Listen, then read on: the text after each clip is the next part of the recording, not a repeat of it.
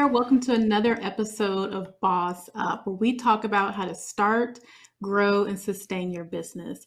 I'm Nicole Jones, your host. And today, if you are in the entertainment industry, production industry, you're going to want to stick around for this episode. Today, we have Wayne Overstreet as our speaker, and he will be talking about the entertainment industry and production background and what that actually looks like and what you should consider if you're looking to be in this space. Hi, Wayne. How are you? Hi, Nicole. I'm great. How about yourself? Awesome. Awesome. I am doing well. Thanks for joining us today. So I'm excited that you're here because I don't know if you heard or not, but Atlanta is considered the new Hollywood of the South. So to have you here today to talk about, being in the industry for over 20 years in terms of production, you've worked with some of the greats. I mean, I could list names all day: BET, TBS, through the Wolf Brothers Pro, and then now you're with Go Media Productions as the co-CEO of this particular company. Still, within the industry and sharing details and pretty much a one-stop shop, if you will, when it comes to production. So I'm excited you're here. Well, I'm thankful. Look, excuse me. I'm humbled to be here. Thankful and grateful. Thank you for having me. Thank you to and the entire Hope family for choosing me. There's so many people in the industry you could have chosen. So I am thankful and grateful and excited to share. Nice, nice. Well, I just gave like a little tidbit of information of like where you are, how long you've been in the industry, and some of the great companies that you've supported or networked with and collaborated with. Can you share a little bit more details about your start in this space? Sure. I started on the post-production side. Actually, I started in music, managing artists, and then I saw a unique opportunity to go into the production space on the post-production side, which honestly, not as many African Americans exist in that space. So I started off managing one of the top post facilities in the Southeast, Wolf Brothers Post. I was there from 99 till 14, believe it or not. In 2014, God told me it was time to leave and start Overstreet Production and Post.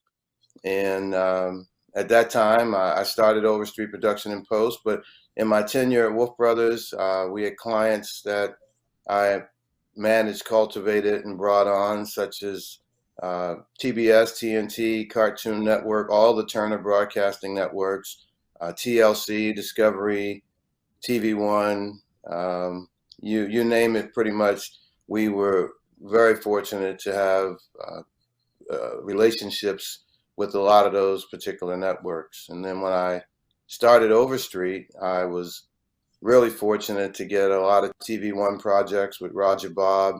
I work with Roger Bob. I work with Rob Hardy.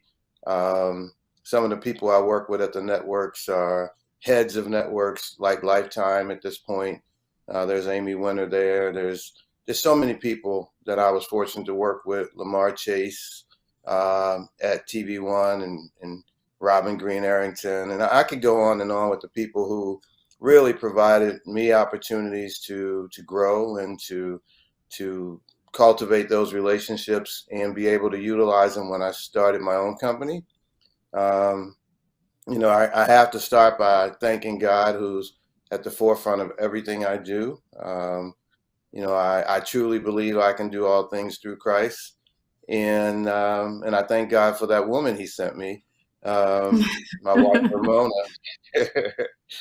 My wife Ramona. I guess I'd be remiss if I didn't say Ramona DeBro, who's Ramona Overstreet now, but of course on the radio here in Atlanta, she's known as Ramona DeBro, and nationally with all of the media stuff that she does, she's my biggest supporter and fan. And without her, when God told me to leave that steady job, if I didn't have her full support, I couldn't have done that. So Yeah. that allowed me to step out on my faith and know that, hey, if you take that step, God will sustain you because He is our source. And I truly believe that. But it's when the bills are coming, it's always something that's a little nerve-wracking for all of Yeah. us. But I've learned that if you want great things, you have to be willing to take risks. Old lady once told me, said, "There's a lot of fruit on the ground, but to get the good fruit, you got to be willing to go out on the limb." And I've always Mm, remembered that, and always tried to keep that as part of my philosophy in life.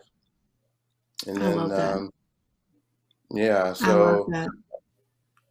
yeah, we gotta be willing to take chances and believe in ourselves, and really more so believe that He's the source, He's the provider, and He will continue to do so. It's not our job, it's not even us or our greatness. It's His grace and His kindness towards us, that if we're obedient and we serve Him, He will sustain us. And so many of us, have dreams that we in some cases don't pursue. But I would encourage everyone, please pursue your dream.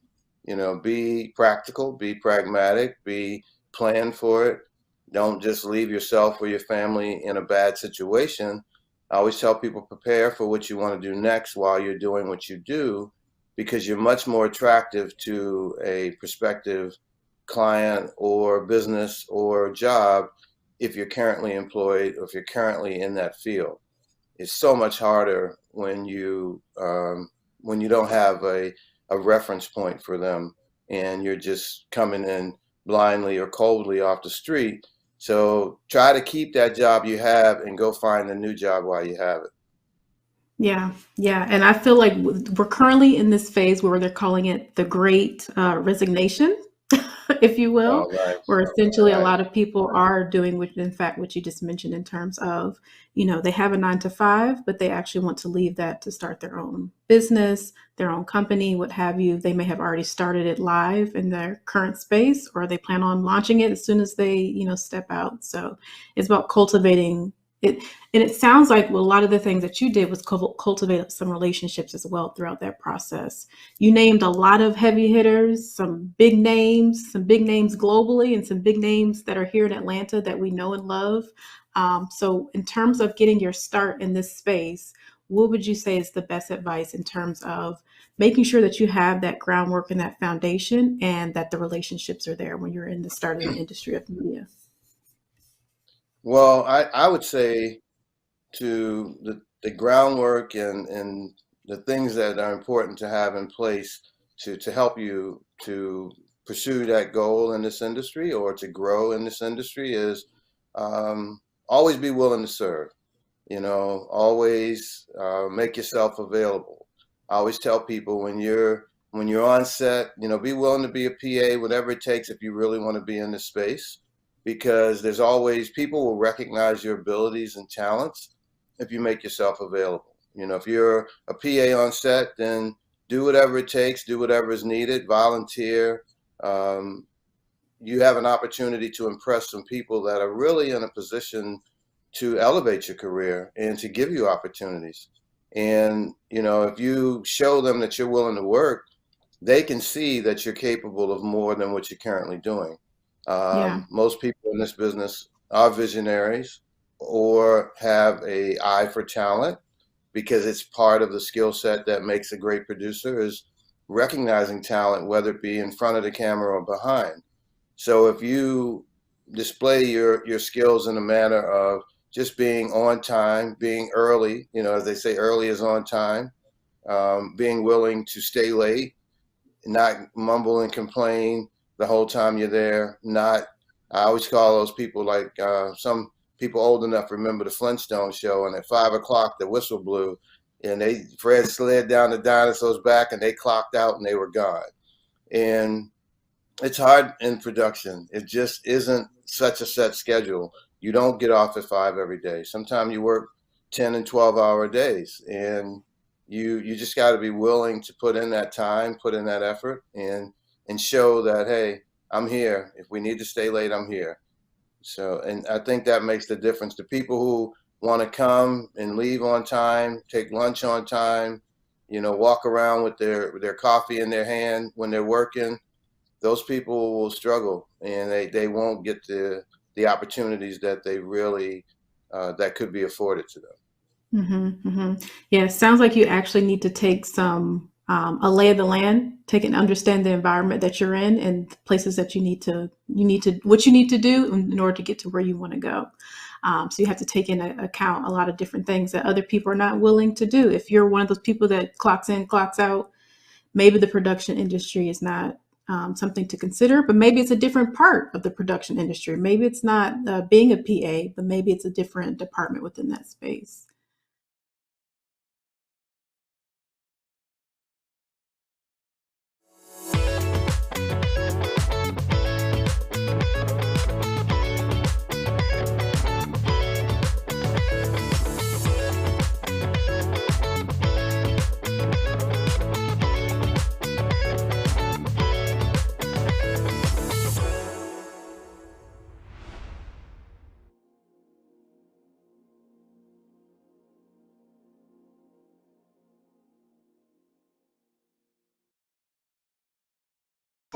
This is the story of a boy who is very sensitive to lights and sounds.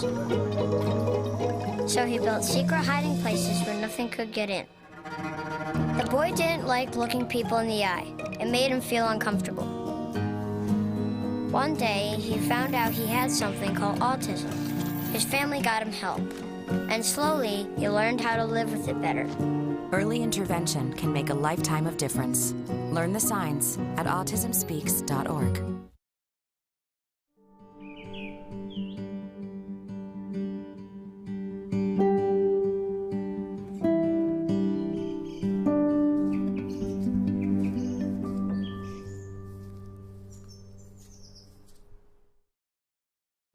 I was No just going to worries. talk about cultivating relationships and finding people that you have synergies with and that are like-minded people. I've been fortunate to have in Go Media my partner Lynn Gibson, who Lynn and I have worked together for years in different capacities, but never as a team. And I'm a strong believer in together we're stronger. So when there became an opportunity for us to unite, it was a perfect coming together because, as they say, two are better than one. Yeah. And some things that are his strengths are not mine, and some that are mine are not his. So it gives us a nice balance. It's always good to find somebody whose skill sets, if you're not a very organized person, I'd say unite a team with someone who's very organized. Or if you're not good at creating reports and documents, but you're more of a people person, Hmm. then find someone who has those strengths. And together, you make a nice, complete team, if you would. Yes, yes, the yin and yang coming together as one. So tell me, no, that's a great segue into actually talk about more of what you guys do in the production company. I see it when I looked at it and just assess what you guys offer. It's almost like the Amazon of or one-stop shop of production. Like you help with the casting, you help with pre-production, post-production, you help with calls, like just different things that you guys offer. Can you give us an example? We talked about, getting into the space, cultivating those relationships and how you get started. What does it look like if we are actually a client of yours going through the process? Like what's a high level overview of what that process looks like? A high level overview of that process would be we like to say from concept to completion.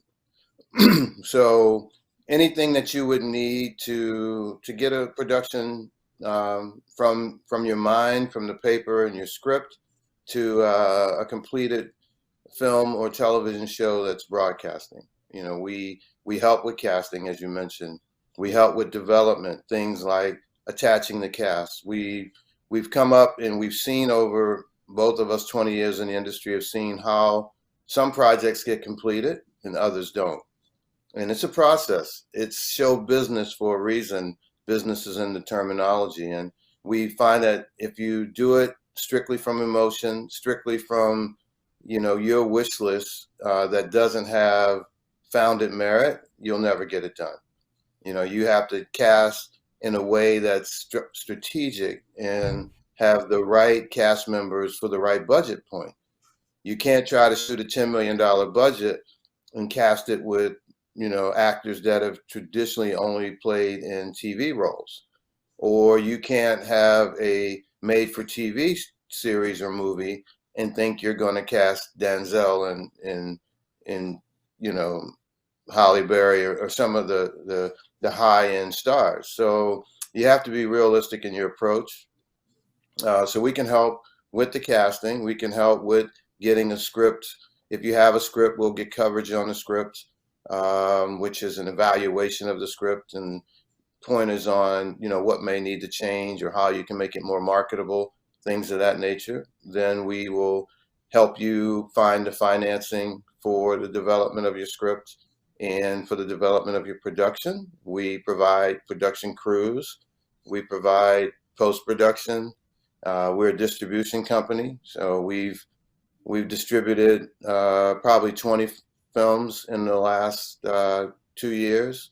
We've had 2 theatrical releases, have a third coming up on Thanksgiving. So we know that space. We know international sales companies to also distribute internationally. Nice. We just released Donnie Simpson's video Soul. Donnie is back. For those old enough to remember, and those who don't, they really should go to Tubi and check out Donnie Simpson's video Soul. Donnie is a legend in our industry, and that's another example of the mainstream networks didn't quite get it. They felt like, well, music shows just aren't as popular as they used to be, but it's not like the old show where you watched an entire 4-minute video. Now the Mhm. video and video soul is like what we're doing now, or FaceTime or Zoom, where people are calling in remotely and Donnie is interviewing them. And we do show snippets of their upcoming feature if they're in a film or if they have a Mhm. new album coming out. We show their videos as well, but it's more of an interview show. Donnie's a master interviewer, and people just really open up to Donnie, and he's friends with everybody from, I'd say, from Stevie Wonder, Smokey Robinson to Michael Jordan, and even President Barack Obama are close friends and associates of Donnie. So he's got unlimited reach. Oh, yeah, I And was gonna say he has I was literally gonna use those same words, unlimited reach. yeah, so Yeah, for the he's Black definitely community a in great. particular, Donnie is a legend. So part of our mission is to allow the legends in the space in our community to be elevated. We want to elevate faith-based content, inspirational content. Often inspirational content doesn't have the same production value as mainstream content. And I can remember my daughter would come in the room and say, "What are you watching? Is that SD?" Because it just didn't look as Oh. polished as the material that she was used to seeing on the screen. Mhm. And we have to change that. And I think that's part of our mission, and my mission in particular, is to elevate faith-based stories and have them on par with more secular stuff. I find that we're often forced to compromise and support characters that we wouldn't support in real life, only because we want to see ourselves on screen. So we begin to kind of justify why we're rooting for the bad guy. So I feel like Mm. we need to be providing alternatives where there are stories with happy endings and where good people have compelling stories as well. The church body and people of faith are not just one particular group of people. We don't all just go to church. We have life outside of church, and we have drama in our lives, and not all stories about African Americans should start or have somebody in the family on drugs or alcohol or Yeah. struggling, because when the rest of the world tells their story, it doesn't always show everything behind the curtain. People have enough of that in real life, and I feel like we need to escape reality when we're being entertained.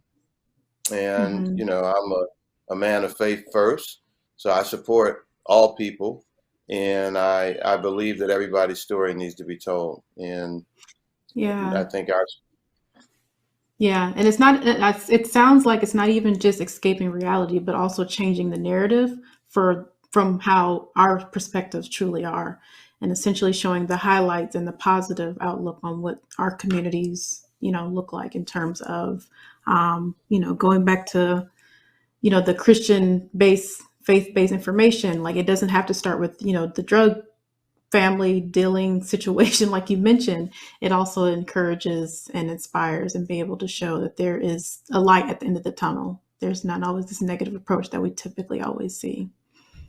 yes, Yeah, and it's going to awesome. take us to tell those stories. Yep, yep, Um, yep, which it sounds like you guys are doing a really good job at.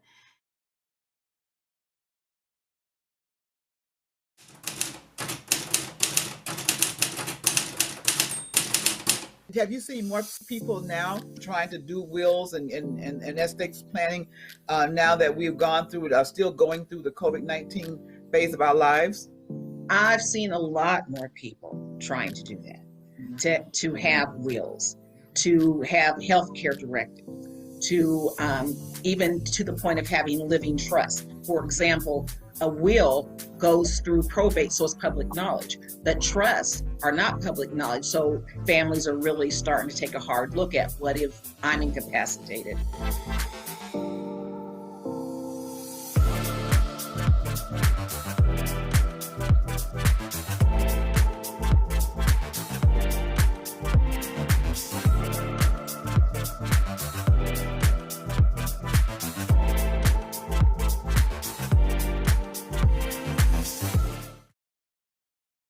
When I was in foster care, I never knew when I would have to move, so I always had my suitcase ready to go. Then one day, I was adopted. My new parents opened their hearts and home to me. My parents cook my favorite breakfast for me every morning. My parents take me on trips I never thought I would go on. They gave me a home and an even better reason to use that suitcase. My parents aren't perfect, but they're perfect for me. What's up, y'all? It's your boy Jermaine Dolly, Mr. Hello Dolly himself, and guess what? You're tuned in to Tea and Worship with my homies, Mignon and Corey. Keep it out, y'all.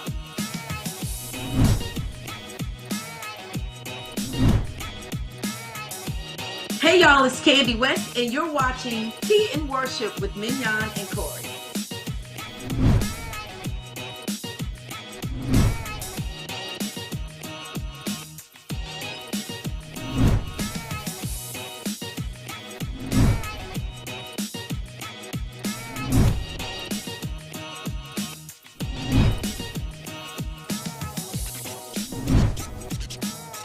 It's your boy James Fortune, and you are watching my favorite news show, Tea and Worship, with my sis Mignon and Corey.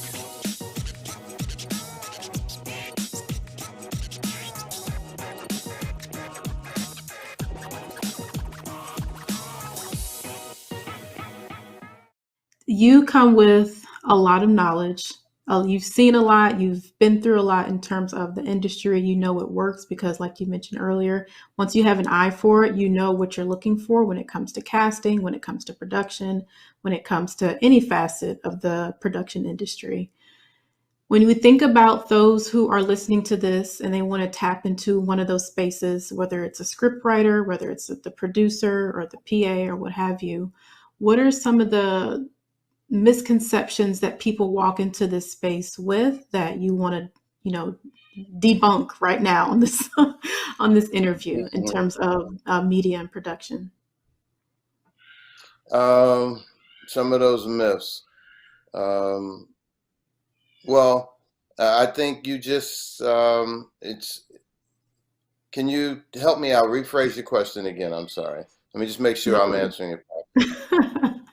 So essentially, if there's anything for those that are interested in actually being in the space, no matter what department that is, whether it's the script writer, whether it's the producer, we have a lot of people, especially now that Atlanta is, strumming up every week. There's a new production. We see a yellow sign in the yard with the code name of a new movie that's being in production. So people are interested in more, wanting to be more engaged in this space. What are some of the myths that are out there for those that are interested that we can debunk on this particular interview today? Okay. You don't have to come from Hollywood to be a part of these productions. You don't, it's not only if you know someone, it's really there are agencies out there that do extras casting. There are agencies out there that provide crew. We help people, land production jobs. Um, it's not only for those that are creative. Not everybody in the film industry has to be a creative. There are accountants, there are bookkeepers, there are, all different. There's stylists, there's makeup artists, there's people in the Teamsters Union that drive, that is transportation. They drive the trucks, they drive the cast and crew to and from their hotels. There's catering business. There's just so many different elements and things that come together in Yeah. making a production. There's Yeah. Yeah. location One of the scouting. things, I'm sorry. No, I No, was going to say you one go. of the things that I find really important is that we always support some of those businesses that you just mentioned, small Black-owned businesses. When you're in these spaces and you're working with different, small businesses or large corporations, do you ever see a gap in the space where you're like, man, I wish more of the Black community knew we needed more people in this space in production? Is there anything that calls out to you? Yes. There's a few spaces that I often see that I wish there were more Blacks in production, especially one being post-production. There's not enough Wow. Black editors. Wow. Most of I'm the actually editors, surprised by that. yeah, more so lately, but most of the editors even on most of the Black shows are white or not, are non-Black. Um, Not enough females. I find that females they have the unique ability to be both brain, to be both creative and structured, more so than men. That may sound sexist, but I've worked with a lot of editors over 20 years, and I find that men can be very creative, but if they're very creative, they are normally not as structured. And the women Mm. can be very creative and do all their paperwork. The men, it's just, I don't know what it is, but women are, I guess you guys are multitaskers by nature, and and women thrive at being editors and producers. I think we need more Black people on post. We need more Black writers. We need more Blacks pursuing being directors. But really, camera operators. When you Mm. look on the crews and you look on the sets of the large movies, there's a handful of Blacks. Um, Wow. all of those camera operators, the assistant camera operators, which are the guys that support the camera operators and get his lenses prepared and helps him get ready for the next shot. There's script supervisors that, read the script and keep up with where we are in production and continuity. If the glass was half, if the person drank half of the wine out of the glass, in the next scene it needs to be half empty, as opposed to sometimes you see continuity issues where, wait a minute, that glass wasn't full, or it was full. Those roles, there's not enough Wow. Blacks in those roles for sure. And Wow.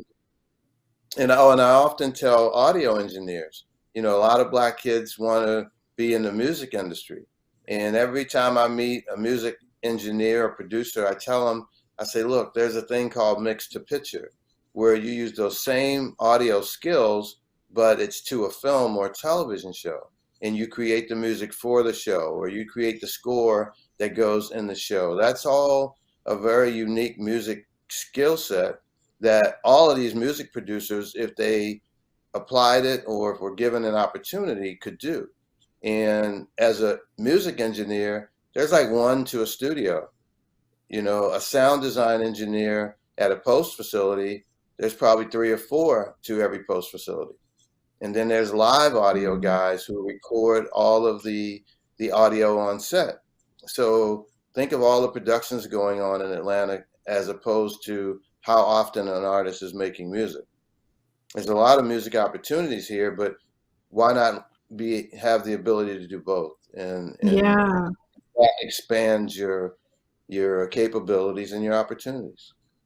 Wow. I'm actually really surprised by that. The roles that you mentioned, I mean, I knew there's always going to be a gap depending on the industry that you're in, but the roles that you mentioned, I would have thought, oh yeah, we'd be in those spaces, but especially in the South in Atlanta.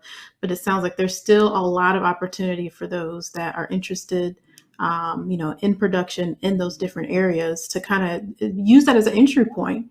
Even if your ultimate goal is to actually be in front of the camera, in front of the screen, those are great entry points to at least get in the door because it sounds like there's a need for sure.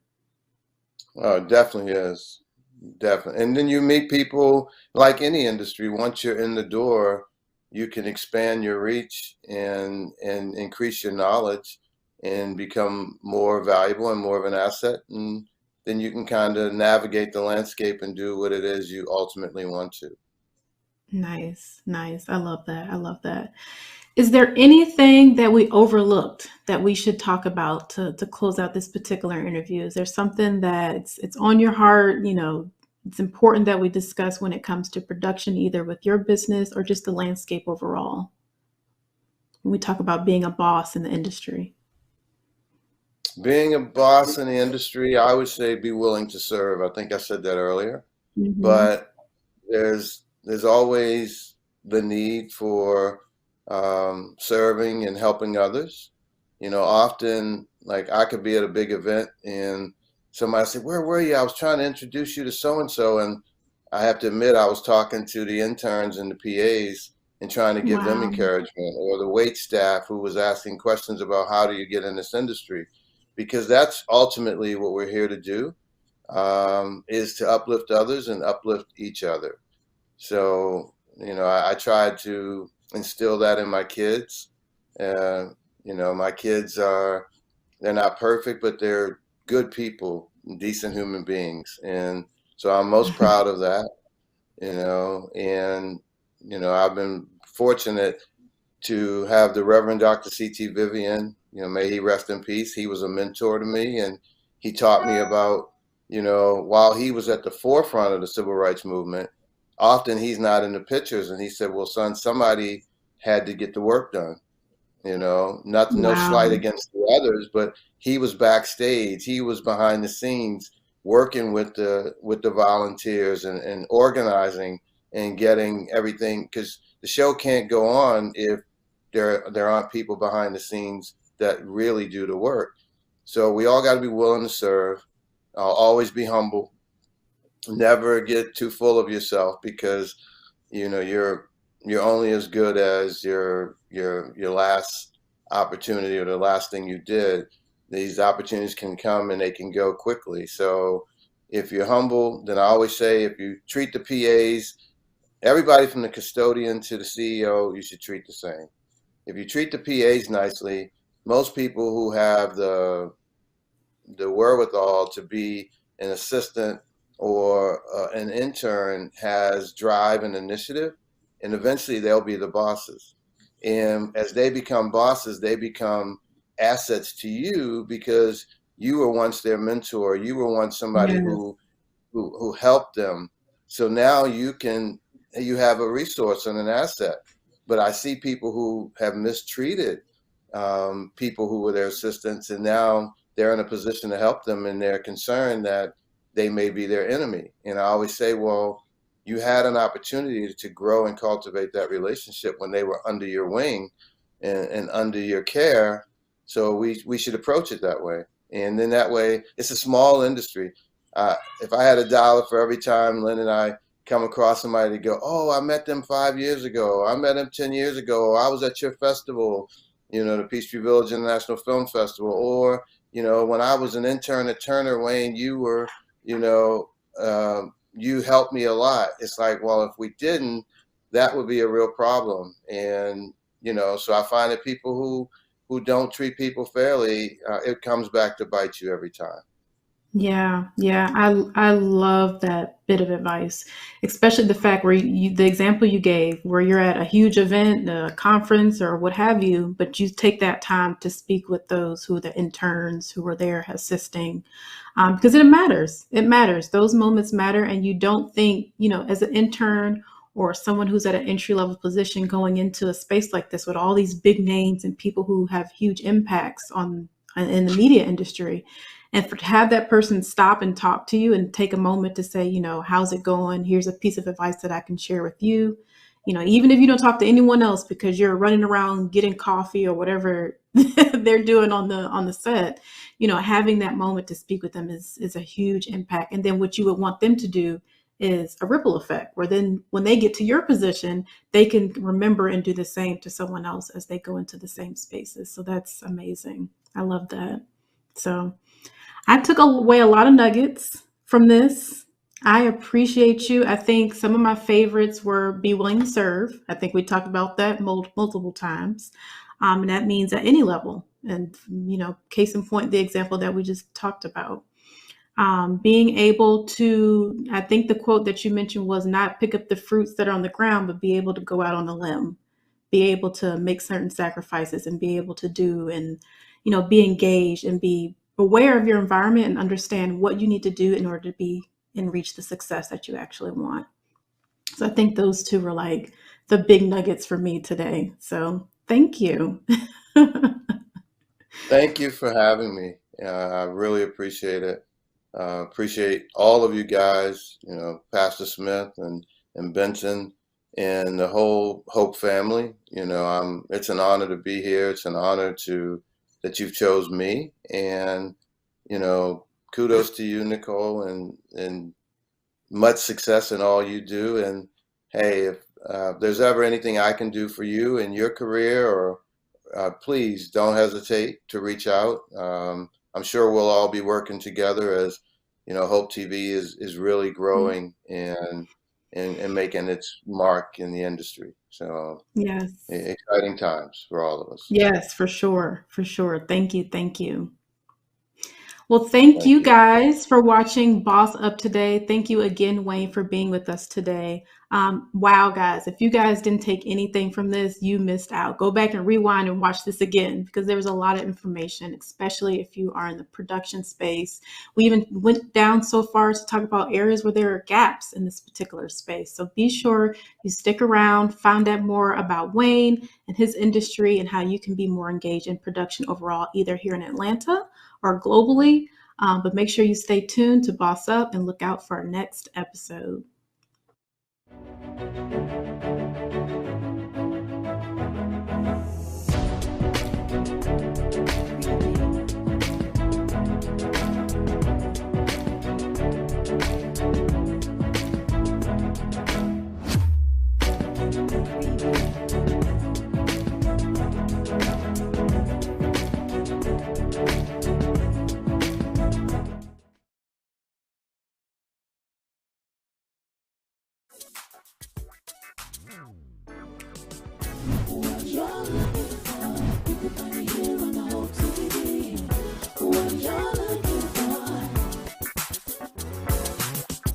What you're looking